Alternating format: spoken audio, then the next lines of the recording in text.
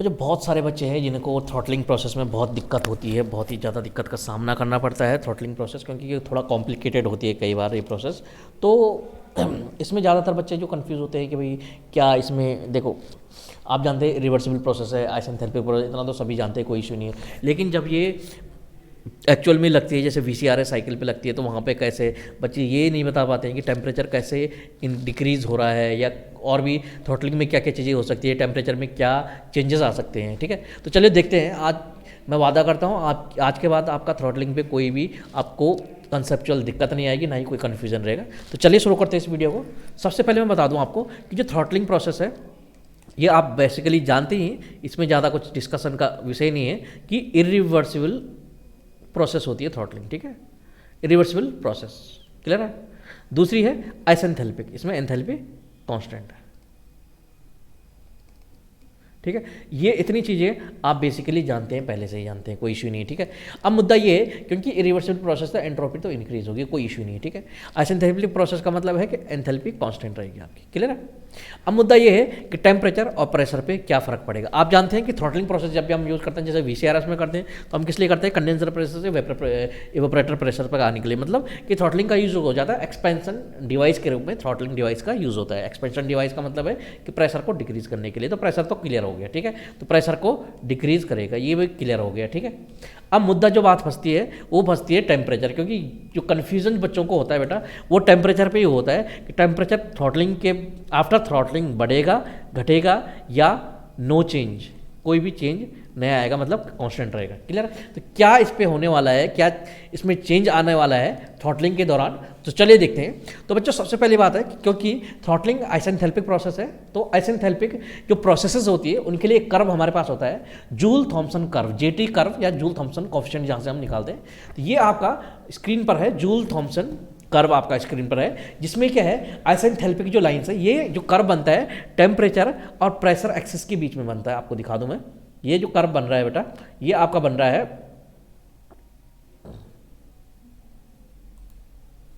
Temperature, हाँ ये आपका प्रेशर है यहाँ पे, ठीक है, दिस इज प्रेशर, ये आपका प्रेशर है, ये आपका टेम्परेचर। तो टेम्परेचर और प्रेशर के बीच में बनता है कर्व, किस चीज़ का होता है, एंथैल्पी, कांस्टेंट एंथैल्पी कर्व होते हैं, H1 H2। ये कर्व क्या है, ये जो दिख रहा है आपको, ये जाते हुए जो दिख रहा है, ये कांस्टेंट एंथैल्पी, किसी पर्टिकुलर एंथैल्पी पे बने हुए कर्व है। और कर्व क्या है, कर्व की जो डायरेक्शन होती है बेटा, ये हमेशा टुवार्ड्स लेफ्ट होती है, ध्यान रखना, हमेशा टुवार्ड्स लेफ्ट होती है, क्योंकि थ्रॉटलिंग जो होती है हमारे पास, अगर थ्रॉटलिंग के लिए बनता है, स्पेशली ये कर्व जो बनाया जाता है थ्रॉटलिंग प्रोसेस के लिए बनाया जाता है, क्योंकि हम जानते हैं थ्रॉटलिंग में प्रेशर डिक्रीज होता है, तो प्रेशर डिक्रीज इस डायरेक्शन में हो रहा है, इसलिए ये कर्व जो है इस डायरेक्शन की तरफ इंडिकेट करती है डायरेक्शन अपनी, क्लियर है। इतनी चीजें हमारी क्लियर हो गई। चलिए एक चीज और यहां पे मैं बताऊंगा आपको, ध्यान से देखना, बिल्कुल सारी चीजें क्लियर करेंगे एक एक करके, ठीक है। चलिए सबसे पहले मैं बात करता हूं, ये एक कर्व है बेटा, इसको बोलते हैं इन्वर्जन कर्व, ठीक है। इसके इस तरफ ये ऊपर की तरफ जा रही है और लेफ्ट की साइड ये नीचे की तरफ जा रही है कर्व, ठीक है। इसका क्या मतलब है, अगर आप देखेंगे तो इस तरफ, अगर आप देखेंगे, अगर मैं इस तरफ की बात करूं तो मैं यहाँ से एक कर्व खींचूं, ये अगर मेरे पास पॉइंट है कोई, यहाँ पे मैं अगर ये देखना चाहूँ कि क्या है यहाँ पे स्लोप क्या है, तो स्लोप मुझे दिख सकता है यहाँ पे थीटा है, पॉजिटिव है, तो स्लोप जो है यहाँ पे जो आएगा, स्लोप जो आएगा वो आएगा बेटा पॉजिटिव, क्लियर है। लेकिन जब थीटा कितना है, क्योंकि थीटा जो है लेस देन 90 डिग्री है, तो स्लोप क्या होता है आपका, स्लोप जो होता है आपका ये होता है tan थीटा, क्लियर है, tan थीटा होता है आपका स्लोप, ठीक है, तो ये पॉजिटिव आएगा। लेकिन अगर मैं बात करता हूँ यहाँ पे इस पॉइंट पे हम हैं, तो यहाँ पे अगर देखेंगे हम तो स्लोप क्या आएगा बेटा, स्लोप क्या आएगा, ये इस तरह से आएगा, ठीक है। और यहाँ से अगर हम देखते हैं तो ये अगर थीटा हमारा पास है, ये थीटा है which is greater than 90 degree, क्योंकि अगर थीटा 90 डिग्री से ज़्यादा है तो tan थीटा की वैल्यू जो है बेटा वो नेगेटिव आती है, क्लियर है। तो इसका मतलब है कि स्लोप आपका जो है स्लोप नेगेटिव है। इसका मतलब क्या है बेटा, इसका मतलब है कि इन्वर्जन कर्व जो हमारे पास है, इन्वर्जन कर्व ध्यान से देखिएगा, जो आपका इन्वर्जन जो कर्व है, ये जो कर्व है इन्वर्जन कर्व, ये जो इन्वर्जन कर्व है, इसके इस साइड आपका क्या है, नेगेटिव स्लोप है, और राइट साइड आपका क्या है, पॉजिटिव स्लोप है कर्व का। कौन से कर्व का, आइसेंथेलेपिक कर्व का, क्लियर है। आइसेंथेलेपिक जो कर्व है उनका स्लोप यहाँ पे देख सकते हैं आप, माइनस जी। अच्छा, स्लोप कैसा निकलेगा भाई इसका? अब टेन थीटा तो हमने बता दिया, एक्चुअल में स्लोप क्या है भाई, क्योंकि टेम्परेचर और प्रेशर के बीच में बन रहा है, तो जो स्लोप आपका आता है बेटा, इसमें स्लोप जो होगा वो क्या होगा, डी या del T upon del P at constant enthalpy. Clear है? कांस्टेंट एंथैल्पी, किसी भी कांस्टेंट एंथैल्पी कर्व का अगर स्लोप निकालेंगे तो क्या है, del T upon del P at constant enthalpy. Clear है? ये आपका कर्व आता है, स्लोप आता है इसका। ठीक है, इस तरफ नेगेटिव स्लोप है, इस तरफ left hand side positive slope है। ठीक है, अब ये जो होता है स्लोप, इसको हम बोलते हैं म्यू। म्यू से, इसे म्यू या म्यू जे से आपको इसको डिनोट करते हैं, जिसका मतलब है जूल, इसको बोलते हैं इस म्यू को J T coefficient, Joule Thomson coefficient, जो कि क्या होता है, आइसेंथैल्पिक कर्व का स्लोप होता है। क्लियर? चलिए, इतनी बातें क्लियर हो चुकी है। अब मैं बात करता हूं कि क्योंकि इस तरफ नेगेटिव है, ठीक है, इस तरफ पॉजिटिव है स्लोप। ठीक है, स्लोप का क्लियर हो गया मामला। चलिए, अब मैं बात करता हूं कि सपोज मैं कह रहा हूं कि मेरे पास जो इनिशियली मैं यहां पे था, ठीक है, इनिशियली देखो मेरे पास कोई फ्लूइड दिया हुआ था, ठीक है, और उसकी जो एंथैल्पी थी, उसकी एंथैल्पी H5 के बराबर थी कहीं। ठीक है, दिस इज H5 H4 3 जो भी है, H3 के बराबर उसके एंथैल्पी थी, कुछ भी हो सकता है, यहाँ इसकी एंथैल्पी इसके बराबर है, तो मैं मान रहा हूँ कि H3 के बराबर एंथैल्पी थी, और उसका प्रेशर कुछ इस पॉइंट पे था कि इस तरह से था, और टेम्परेचर जो है ये था हमारे पास। ठीक है, इस पॉइंट पे वो था। अब क्योंकि अगर अब हम थ्रॉटलिंग प्रोसेस कराते हैं, थ्रॉटलिंग प्रोसेस के थ्रू उसको भेजते हैं, तो वो क्या होगा बेटा, वो क्या होगा, वो इस कर्व को फॉलो करते हुए लेफ्ट की साइड जाएगा। ठीक है, अब सपोज वो लेफ्ट की साइड गया, लेफ्ट की साइड वो गया, और वो कहाँ तक गया बेटा, सपोज ये लेफ्ट की साइड गया, इस तरह से गया, और वो आउटलेट पे हमें यहाँ पे मिल गया। ठीक है, आउटलेट पे मिल गया, तो आप देख सकते हैं कि इनलेट पे टेम्परेचर यहाँ कहीं था, आउटलेट पे टेम्परेचर क्या हो गया, बढ़ गया। ठीक है, बढ़ गया कि नहीं बढ़ गया, यहाँ पे देख सकते हैं आप, इनलेट पे टेम्परेचर ये था, आउटलेट पे ये टेम्परेचर क्या हो गया बेटा, इंक्रीज हो गया। इसका मतलब है कि जो इन्वर्जन कर्व है, जो ये कर्व है, ये जो कर्व है इन्वर्जन कर्व, ये वाला कर्व है, इसके राइट हैंड साइड में अगर इनिशियल कंडीशन आपके पास है, तो थ्रॉटलिंग के बाद जो है अगर राइट हैंड साइड में ही रहता है, तो क्या होगा, आपका टेम्परेचर इंक्रीज होगा। इसका मतलब है कि हीटिंग इफेक्ट आपका आएगा, इसलिए इस रीजन को, राइट साइड वाले रीजन को, इन्वर्जन करके राइट साइड वाले रीजन को हम कहते हैं हीटिंग जोन। क्या कहते हैं बेटा, हीटिंग जोन। क्लियर? इसको कहते हैं हीटिंग जोन, क्योंकि यहाँ पे हीटिंग जोन या हीटिंग रीजन कहते हैं, क्योंकि यहाँ पे हीटिंग इफेक्ट हमें मिल रहा है, टेम्परेचर राइज मिल रहा है। क्लियर? पहली बात तो ये हो चुकी है। चलिए, अब दूसरी कंडीशन देखते हैं बच्चों। सपोज मैंने कहा कि हमारे पास जो इनिशियल कंडीशन थी वो यहाँ पे थी। ठीक है, ये हमारी इनिशियल कंडीशन थी, लेफ्ट साइड में थी कर्व के, इन्वर्जन कर्व के, इन्वर्जन जो कर्व है आपका, इसके लेफ्ट साइड में हमारे पास इनिशियल कंडीशन थी। अब इसमें अगर, अब क्योंकि यहाँ पे थी, इसका मतलब है कि इसका कुछ प्रेशर यहाँ पे रहा होगा और टेम्परेचर कुछ इस तरह से रहा होगा। ठीक है, तो ये टेम्परेचर रहा होगा यहाँ पे, और ये आपका प्रेशर रहा होगा। ठीक है, तो यहाँ मतलब कि यहाँ पे थी एंथैल्पी उसकी H3 रही होगी, तो यहाँ पे था इनिशियल कंडीशन में। अब अगर हम उसमें थ्रॉटलिंग कराते हैं, तो हम जानते हैं थ्रॉटलिंग की डायरेक्शन तो भाई लेफ्ट साइड के लिए होती है। थ्रॉटलिंग होके वो इस तरह से जाएगी, जाएगी कि नहीं जाएगी? अगर वो इस तरह से जाती है बच्चों, और सपोज फाइनल कंडीशन में इनिशियली वो यहाँ पे थी, फाइनली वो यहाँ पे पहुँची। क्लियर है? फाइनली यहाँ पे अगर पहुँचती है, इसका मतलब क्या है बेटा, यहाँ पे आप देख सकते हैं कि यहाँ पे टेम्परेचर इनिशियल में ये था, और अब फाइनली जहाँ पे पहुंची ये टेम्परेचर डिक्रीज हो चुका है। इसका मतलब है कि अगर इनिशियल कंडीशन आपके पास जो है इन्वर्जन कर्व के लेफ्ट साइड में है, तो आपको क्या मिलेगा बेटा, कूलिंग रीजन मिलेगा, कूलिंग जोन मिलेगा, मतलब आपको कूलिंग इफेक्ट यहाँ पे मिलने वाला है। क्लियर है? तो अगर इनिशियल कंडीशन आपकी लेफ्ट साइड है, तो अगर थ्रॉटलिंग कराते हैं आप, तो आपको कूलिंग इफेक्ट मिलेगा। अगर इनिशियल कंडीशन आपके पास राइट साइड में है और थ्रॉटलिंग कराते हैं, और थ्रॉटलिंग के बाद इन्वर्जन कर्व के राइट साइड में ही आप रहते हैं, तो उस केस में आपको क्या है, आपको हीटिंग इफेक्ट यहाँ मिलने वाला है, यहाँ हीटिंग इफेक्ट, और यहाँ पे आपको इस साइड आपको कूलिंग इफेक्ट। इसलिए ये कूलिंग रीजन है, ये हीटिंग रीजन है, कूलिंग इफेक्ट और हीटिंग इफेक्ट आपको मिलने वाला है। तो इस तरह से थ्रॉटलिंग में होता है, प्रेशर हमेशा डिक्रीज होता है, ये जानते हैं आप, इसलिए हमेशा कर्व की जो डायरेक्शन है वो लेफ्ट की साइड होती है हमेशा। क्लियर है? इन्वर्जन जो कर्व है, यहाँ पे आप देख सकते हैं कि ये जो कर्व है, यहाँ पे अगर मैं देखूँ, अगर मैं इन्वर्जन कर्व की बात करूँ यहाँ पे, तो इन्वर्जन कर्व पे क्या हो रहा है बच्चों, इन्वर्जन जो कर्व आपका है, इन्वर्जन जो कर्व है ये मैंने दिखा दिया यहाँ पे, इन्वर्जन कर्व, यहाँ पे क्या हो रहा है, यहाँ से जो ये जो स्लोप है इस लाइन का स्लोप है नेगेटिव है, और इस लाइन का स्लोप है पॉजिटिव, मतलब कन्वर्जन इन्वर्जन कर्व से राइट हैंड साइड जो स्लोप है वो नेगेटिव है, लेफ्ट हैंड साइड जो स्लोप है वो पॉजिटिव है। इसका मतलब क्या है?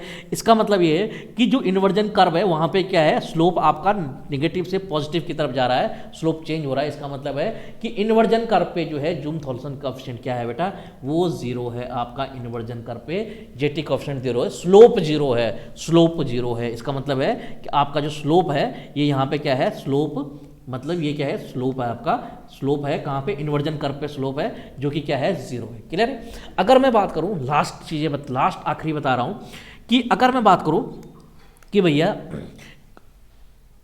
आइडियल गैस के लिए, तो आप जानते हैं कि आइडियल गैस के लिए एंथैल्पी जो है टेम्परेचर का फंक्शन होती है, ठीक है। अब क्योंकि एंथैल्पी टेम्परेचर का फंक्शन होती है, ठीक है, और एंथैल्पी कांस्टेंट है तो टेम्परेचर भी कांस्टेंट होना चाहिए। इसका मतलब है कि आइडियल गैस के लिए ये हॉरिजॉन्टल लाइन होनी चाहिए। क्लियर है? आइडियल गैस के लिए जो है, क्योंकि प्रेशर डिक्रीज हो रहा है लेकिन एंथैल्पी कांस्टेंट है और enthalpy is function of temperature ideal gas के लिए, तो आइडियल गैस के लिए क्या है, इस तरह से कर्व बनना चाहिए हमारा, ठीक है। तो आइडियल गैस के लिए क्या है, ये है आइडियल गैस, ठीक है। तो आइडियल गैस के लिए हॉरिजॉन्टल लाइन आएगी जिसमें क्या है, टेम्परेचर आपका कांस्टेंट है। ये आइडियल गैस के लिए आएगा। रियल गैसेस के लिए आपका इस तरह से आएगा, रियल गैसेस है, अदर जो भी चीज़ें रियल जो फ्लूइड्स हैं उनके लिए आपका इस तरह से कर्व आएगा, नेगेटिव पॉजिटिव वाला, बीच में इन्वर्जन कर्व आएगा जहाँ पे स्लोप 0 होगा। क्लियर? लेफ्ट साइड में इन्वर्जन करके लेफ्ट साइड में कूलिंग इफेक्ट और राइट साइड में आपका हीटिंग इफेक्ट आपको मिलेगा, ठीक है। इतनी चीज़ें हमारी क्लियर होगी। इसका मतलब क्या है, यहाँ से हम क्या कंक्लूजन निकाल सकते हैं? कंक्लूजन हम निकाल सकते हैं बेटा कि कंक्लूजन ये है, कंक्लूजन अल्टीमेटली जो हमारा आया, ये आया कि जो है आफ्टर थ्रॉटलिंग टेम्परेचर जो है आपका इंक्रीज भी हो सकता है, डिक्रीज भी हो सकता है और कांस्टेंट भी रह सकता है। कांस्टेंट कब रहेगा? सपोज यहाँ से शुरू हुआ, जो हमारा फर्स्ट केस था यहाँ से शुरू हुआ, ठीक है, ये इनिशियल था फर्स्ट, ये फाइनल था, ठीक है, यहाँ से शुरू हुआ और ये जाके इन्वर्जन कर्व पे रुक जाता है सपोज के लिए, तो यहाँ पे क्या हो जाएगा बेटा आपका, यहाँ पे आपको क्या मिलेगा, यहाँ पे आपको मिल जाएगा क्या, सॉरी यहाँ पे इन्वर्जन कर्व है, ठीक है, स्लोप कांस्टेंट मिलेगा। लेकिन हाँ, कांस्टेंट टेम्परेचर की हम बात कर रहे थे, कांस्टेंट टेम्परेचर कब मिलेगा आपको? कांस्टेंट टेम्परेचर आफ्टर थ्रॉटलिंग, मतलब कि टेम्परेचर सेम कब रहेगा भाई, कब रहेगा सेम? ये रहेगा आइडियल गैस के केस में। आइडियल गैस का अगर केस है, जैसे हमने देखा ये वाले केसेस है, तो इनमें क्या है, temperature before and after throttling is same, लेकिन अदरवाइज आपका टेम्परेचर इंक्रीज भी हो सकता है, डिक्रीज भी हो सकता है, डिपेंडिंग अपॉन आपकी इनिशियल और फाइनल कंडीशन। अगर राइट साइड है तो इंक्रीज होगा टेम्परेचर, और लेफ्ट साइड है इन्वर्जन कर्व के तो डिक्रीज होगा। क्लियर है? तो टेम्परेचर इंक्रीज, डिक्रीज और कोई भी चेंज, तीनों चीज़ें हमारी हो सकती है थ्रॉटलिंग में। चलिए, अच्छा, इतना जब हम समझ चुके हैं, अब बात आते हैं VCRS साइकिल पे। VCRS साइकिल कौन सी साइकिल है बेटा? VCRS साइकिल में थ्रॉटलिंग होती है, ठीक है। थ्रॉटलिंग होती है तो ये देखिए PH कर्व है, ये P है, ये H है, PH कर्व है, थ्रॉटलिंग हो रही है तो ये क्या है बेटा, सीधा सीधा ये डाउन, यहाँ पे क्या है, एंथैल्पी कांस्टेंट है इस पॉइंट पे, इसलिए वर्टिकल लाइन आपकी खींची हुई है क्योंकि एंथैल्पी कांस्टेंट है, ठीक है। प्रेशर डिक्रीज हो रहा है तो ये देखिए प्रेशर हाई प्रेशर से लो प्रेशर की तरफ पे आ रहा है, प्रेशर डिक्रीज हो रहा है, एंथैल्पी कांस्टेंट है। ये तो पीएच चार्ट की बात है। अब मैं बात करता हूँ टीएच डायग्राम की। मुद्दा यहाँ टीएच डायग्राम का है। टीएच डायग्राम पे आप देख सकते हैं कि ये जो लाइन है, हाँ यहाँ पे एक चीज़ और बता दूँ, यहाँ पे आप देख सकते हैं कि this is a dotted line. Dotted line क्यों है बेटा? क्योंकि ये इरिवर्सिबल प्रोसेस है और इरिवर्सिबल प्रोसेस जो भी होती है उनको हम डॉटेड लाइन से हमेशा शो करते हैं। डॉटेड लाइन का कंसेप्ट क्लियर है, कोई इशू नहीं, ठीक है। अब हम यहाँ पे देखते हैं, अगर कंडीशन 3 में देखिए, यहाँ पे 3, अगर ये पोजीशन जो 3 है, मैं सपोज करता हूँ, मैं बोलता हूँ कि जो at the outlet of condenser, sorry हाँ, कंडेंसर जो हमारे पास लगा हुआ है, ये कंडेंसर है, ये आपका जो है VCRS में कंडेंसर है आपका, ठीक है। और कंडेंसर के आउटलेट पे जो आपके पास कंडीशंस हैं प्रेशर और टेम्परेचर की, वो क्या है, वो सपोज यहाँ पे है, ये वाला जो पॉइंट था यहाँ पे, ठीक है। सपोज यहाँ पे है कंडीशन जो हमने यहाँ पे शो करी थी लेफ्ट साइड में, इन्वर्जन कर्व के लेफ्ट साइड में। इसके बाद अगर हम थ्रॉटलिंग कराते हैं तो क्या होगा बेटा, टेम्परेचर आपका डिक्रीज होगा, क्लियर है, और प्रेशर आपका, प्रेशर तो डिक्रीज हो ही रहा है इस डायरेक्शन में, लेकिन टेम्परेचर भी आपका डिक्रीज होगा। That's why this curve is क्या है, डिक्रीज। ये इस तरह से आ रहा है, रिवर्सिबल है, इस तरह से आ रहा है, लेकिन क्या है कि यहाँ पे टेम्परेचर ज़्यादा है और यहाँ पे टेम्परेचर, टीएस कर्व है ना, ये टेम्परेचर ज़्यादा है यहाँ पे टेम्परेचर कम है। टेम्परेचर ड्रॉप हुआ, क्यों हुआ? क्योंकि ये इनिशियल ये जो कंडीशन है यहाँ पे थ्रॉटलिंग डिवाइस में जाने से पहले जो कंडीशन है फ्लूइड की, वो क्या है, इस तरह से है कि जो कि इन्वर्जन कर्व से लेफ्ट साइड में आपके पड़ रही है, इस वजह से है, ठीक है। दूसरी बात मैं बता दूं आपको, ये तो क्लियर हो गया कि टेम्परेचर यहाँ पे डिक्रीज होना था, इस तरह से हो रहा है थ्रॉटलिंग, हमने जेटी कर्व से हमने देख लिया। अब मुद्दे की बात ये है कि यहाँ पे अगर एक चीज़ देखें आप, हो क्या रहा है, देखिए बहुत ध्यान से देखिएगा, बहुत ही बेहतरीन चीज़ बताने वाला हूँ आपको। यहाँ पे एक चीज़ देखिए कि हो क्या रहा है यहाँ पे, देखिए हमने कैपिलरी ट्यूब में इसको भेजा, ठीक है, कैपिलरी ट्यूब में भेजा। आपने देखा कि जब कैपिलरी ट्यूब में जब हमने इसको भेजा तो यहाँ पे क्या हुआ, ये इससे बहुत ही कंस्ट्रक्टेड पैसेज होता है जिसके थ्रू ये जाता है, और जिसके कारण क्या है, रिवर्सिबल क्यों होता है, क्योंकि यहाँ पे बहुत ज़्यादा फ्रिक्शन इन्वॉल्व होता है, ठीक है। अब क्या होता है कि इस पर टोटल एनर्जी कुछ थी, ठीक है, टोटल इसके पास कुछ एनर्जी थी, वो जब क्योंकि यहाँ पे फ्रिक्शन हुआ तो वो एनर्जी कहाँ चली गई, उसका कुछ पार्ट चला गया आपका फ्रिक्शन में, ठीक है। अब क्योंकि फ्रिक्शन हुआ और ये एडियाबैटिक, ये क्या है, एडियाबैटिक है, इससे बाहर हीट नहीं जा सकती, तो फ्रिक्शन के कारण क्या हुआ, क्योंकि कुछ एनर्जी चली गई फ्रिक्शन में, टोटल एनर्जी आपके पास सपोज E थी, इसका कुछ पार्ट E1 चला गया, E1 बचा और बाकी चला गया फ्रिक्शन में, ठीक है। अब फ्रिक्शन में चला गया, अब क्योंकि ये एडियाबैटिक है कि फ्रिक्शन के कारण फ्रिक्शन के कारण पहली बात है हीट डेवलप होगी, ठीक है, हीट डेवलप होगी, हीट जनरेट होगी फ्रिक्शन के कारण, जो कि क्या है, अगर एडियाबैटिक नहीं होता तो ये हीट बाहर चली जाती, लेकिन एडियाबैटिक है तो ये हीट यहीं रह रही है, इसीलिए टोटल एनर्जी तो सेम है, क्योंकि कोई भी हीट यहाँ से, कोई भी एनर्जी यहाँ से बाहर नहीं जा रही है, इसका मतलब टोटल एनर्जी सेम है। लेकिन हुआ क्या, अब जो फ्रिक्शन के कारण क्या हुआ, आपका हीट जनरेट हुई, ठीक है, हीट जो जनरेट हुई, अब क्या हुआ, अब उसको वापस इसी में जाना चाहिए था, इसी में अगर जाता तो क्या होता, टेम्परेचर इसका डिक्रीज नहीं होता, टेम्परेचर डिक्रीज होता नहीं होता, क्योंकि अगर ये बाहर कोई हीट नहीं जा रही है, फ्रिक्शन के कारण हीट जनरेट हुई, इसी में गई तो टेम्परेचर उसका रिस्टोर हो जाता, लेकिन ऐसा हुआ नहीं। ऐसा इसलिए हुआ क्योंकि जो बेटा हीट जो जनरेट हुई वो आपकी गई लेटेंट हीट में, लेटेंट हीट में, वो आपकी स्पेसिफिक हीट में न जाके लेटेंट हीट का पार्ट बन गई। इस वजह से अब क्या है, ये जो आपके पास टोटल पहले इंटरनल एनर्जी की अगर मैं बात करूँ U था, अब आपके पास इंटरनल एनर्जी U1 है, लेकिन बाकी जो बच गया ये क्या लेटेंट हीट में चला गया, इस वजह से इंटरनल एनर्जी डिक्रीज हो गई, आपकी इंटरनल एनर्जी आपकी डिक्रीज हो गई, जिसके कारण आपका टेम्परेचर तो डिक्रीज हुआ है, क्लियर है। लेकिन क्योंकि लेटेंट हीट में ये गया है, अब लेटेंट हीट में जाने से क्या होगा, ये ड्राइनेस फ्रैक्शन इसकी बढ़ा देगा, क्योंकि लेटेंट हीट में अगर ऐसा नहीं होता तो इसको सीधा सिंपल आ सकती है, सपोज के लिए मैं बात करूं कि इस तरह से आ सकती थी, लेकिन इस तरह से ना आके ये इस तरह से आई। इसका मतलब है कि इसने क्या किया है, इसने इसकी ड्राइनेस फ्रैक्शन को बढ़ा दिया है बच्चों, ड्राइनेस फ्रैक्शन को इसने क्या कर दिया है, बढ़ा दिया है। आप देख सकते हैं यहां से जो ड्राइनेस फ्रैक्शन के लिए जो हमारे पास कर्व बनता है, आप जानते हैं भली भांति से, तो इस तरह से हमारे पास कर्व बनते हैं, इस तरह से, ठीक है। तो आप देखिए इस तरह से हमारे पास कर्व बन रहा है। अगर इनिशियल कंडीशन पे अगर हम इसकी ड्राइनेस फ्रैक्शन की वैल्यू देखें तो यहाँ पे ड्राइनेस फ्रैक्शन क्या थी बेटा, यहाँ पे ड्राइनेस फ्रैक्शन उसकी कुछ और थी, ठीक है, ड्राइनेस फ्रैक्शन यहाँ पे 0 थी। अगर ये सिंपली इस तरह से नीचे आता इस तरह से तो ड्राइनेस फ्रैक्शन उसकी कहीं यहाँ होने वाली थी, लेकिन यहाँ पे क्या है, ड्राइनेस फ्रैक्शन आपकी क्या हो गई, बढ़ गई, इस तरफ चले गए, ड्राइनेस फ्रैक्शन इसकी बढ़ गई। बस यही चीज़ है जैसे joule Thomson coefficient, Joule Thompson curve से आपने देख लिया कि टेम्परेचर ड्रॉप हो रहा है इस केस में, लेकिन वो हमने यहाँ से भी देख लिया कि क्योंकि फ्रिक्शन जो है, लेकिन वो टेम्परेचर ड्रॉप हुआ वो कहाँ गया, क्योंकि एडियाबैटिक प्रोसेस है ये, ठीक है, बाहर कोई हीट नहीं जा रही है, तो इसका मतलब है तभी तो टोटल एनर्जी कांस्टेंट है इसकी, ठीक है। तो इसका मतलब है कि जो कुछ जो पार्ट जो फ्रिक्शन के कारण जो जिस हीट जनरेट हुई वो लेटेंट हीट में चली गई, और उस लेटेंट हीट ने आपका क्या कर दिया, ड्राइनेस फ्रैक्शन आपका इंक्रीज कर दिया। तो ये है बेटा ब्यूटी थ्रॉटलिंग प्रोसेस की, क्लियर है। तो मैं आशा करता हूं आपको सारे कंसेप्ट क्लियर हुए होंगे। इसीलिए ये लाइन क्या है, सीधी लाइन ना आके यहाँ पे एंट्रोपी, ये एंट्रोपी दिखा रहा नहीं आपको, तो एंट्रोपी इसकी इंक्रीज हो रही है क्योंकि इरिवर्सिबल प्रोसेस। और ड्राइनेस फ्रैक्शन यहाँ से देख सकते हैं आप, ड्राइनेस फ्रैक्शन आपका इंक्रीज हो रहा है क्योंकि लेटेंट हीट के रूप में वो हीट ऐड हो रही है जो फ्रिक्शन के कारण जनरेट हुई। तो मैं आशा करता हूँ आपको सारे कंसेप्ट क्लियर हो गए होंगे। चलिए इसी तरह कंसेप्ट क्लियर करते रहेंगे। Thank you so much for watching this video.